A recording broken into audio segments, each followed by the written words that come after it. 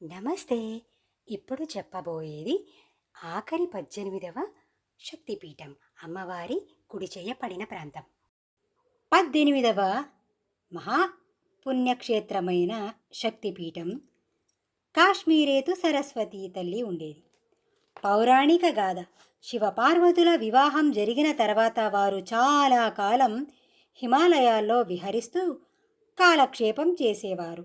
సంసారంలో పడిన తరువాత పార్వతీదేవికి తనకంటూ ఒక ఇల్లుండాలని అనిపించడం, అది భర్తతో గట్టిగా చెప్పడం శివుడు తేలిగ్గా తీసేసి మనకి ప్రపంచమే అంటే ఈ విశ్వమే ఇల్లుగా అని నవ్వేయడం జరిగాయి.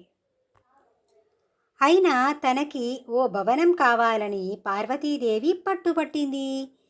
దక్షిణ సముద్రం మధ్యలో ఒక రాజ్యం అంత ఇల్లు కట్టమంది. దేవ శిల్పి విశ్వకర్మ సరేనని భవన నిర్మాణాన్ని చేపట్టి దేవతలే అసూయ చెందే అంత అందంగా ఒక రమ్య మనోహరమైన భవనాన్ని నిర్మాణింపచేశాడు. సరిగ్గా ఆ సమయానికి శంభో హరహర మహాదేవ శంభో అంటూ తీవ్రమైన తపస్సు చేస్తున్న రావణాసురుని పిలుపులు కైలాసం వరకు వినిపించసాగాయి. వరాలివ్వడానికి శివుని వెంట వెళ్ళిన పార్వతి పనిలో పనిగా రావణాసురుని బ్రహ్మ వర్చస్సును చూసి, ఇతడు బ్రహ్మ మనుమడు, పులస్త్య బ్రహ్మ కొడుకు గనుక బ్రహ్మతత్వం ఇవ్వదగ్గవాడు. మన నూతన గృహప్రవేశానికి వీనినే పురోహితునుగా ఎంచుకుందాం అనుకున్నది. శివపార్వతులకే బ్రహ్మ అవుతున్నాను కదా అని రావణుడు కూడా సంతోషంగా అందుకుని ఆ ఒప్పందానికి ఒప్పుకున్నాడు. గృహప్రవేశం చాలా బ్రహ్మాండంగా చేయించాడు కూడా. చివరికి బ్రహ్మగారి దక్షిణ సమయం వచ్చింది. ఏం కావాలన్నా కోరుకో ఇస్తాను అని పార్వతీదేవి అనడం, అప్పటికే ఆ దివ్య భవనం వైభవానికి 10 తలలుగా సంభ్రమాశ్చర్యాలతో తిరిగిపోయి ఉన్న రావణాసురుడు ఆ భవనాన్నే దక్షిణగా కోరడం, ఆడిన మాట తప్పలేక పార్వతి ఆ లంకని రావణాసునికి దారాదత్తం చేయడానికి జరిగిపోయాయి.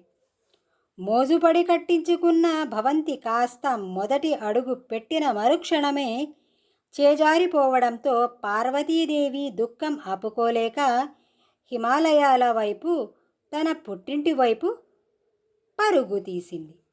ఆమె ఆ ఆవేశంలో ఏ అఘాయిత్యానికి తలపడిపోతుందేమోనని దేవతలంతా బ్రహ్మని ప్రార్థించారు. కానీ ఆ సమయంలో తను వెళ్ళడం బాగుండదని బ్రహ్మ సరస్వతీదేవిని పంపించాడు.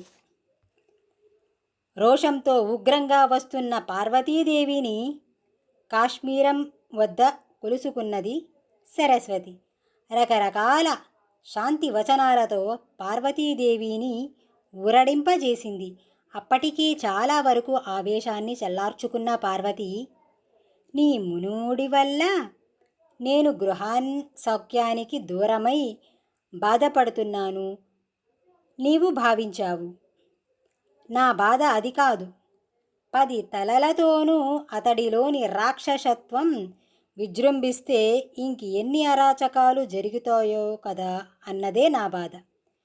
ఉచితాలు మరచి ఇతరుల సొత్తుకు ఆశపడే దశకంఠ రావణుని వల్ల ఇప్పుడే ఉపద్రవం ముంచుకొస్తుంది అన్నది పార్వతి. సరస్వతీదేవిని అక్కడ ఆపేసిన పార్వతి, ఇక నీ చిలక పలుకులకు చాలేవమ్మా అనడంతో శారీరక దేవిగా సరస్వతి ఒక అంశగా అక్కడే స్థిరపడిపోయింది. ఇక్కడ చాలామంది అభిప్రాయ ప్రకారం సరస్వతీ శక్తిపీఠం తులుములు అనే ప్రదేశంలో శ్రీనగర్కు దాదాపు 40 కిలోమీటర్ల దూరంలో ఒక చెరువు మధ్యలో ఈ దేవాలయం ఉంది. పాలతో వండిన అన్నం పాయసం ఇక్కడ ప్రసాదం. రాత్రి వేళలో ఈ నీరు రంగురంగుల కాంతులతో కనబడుతుంది. జగన్మాత శక్తి స్వరూపాలై వెలిసిన ఈ అష్టాదశ శక్తి పీఠముల గాథలను పారాయణం చేయటం వల్ల భోగభాగ్యాలు, ఆయురారోగ్యాలు, సుఖశాంతులు కలుగుతాయి. విన్నా చదివినా పాపనాశనం, పుణ్యం మోక్ష ప్రసాదించే జగన్మాత గాథలు, లీలలు ఇవి అష్టాదశ గాథలు మాత్రమే. ఆ తల్లి మహిమలు మరెన్నో ఇంకా ఎన్నెన్నో ఉన్నాయి. శ్రీమాత్రే నమః.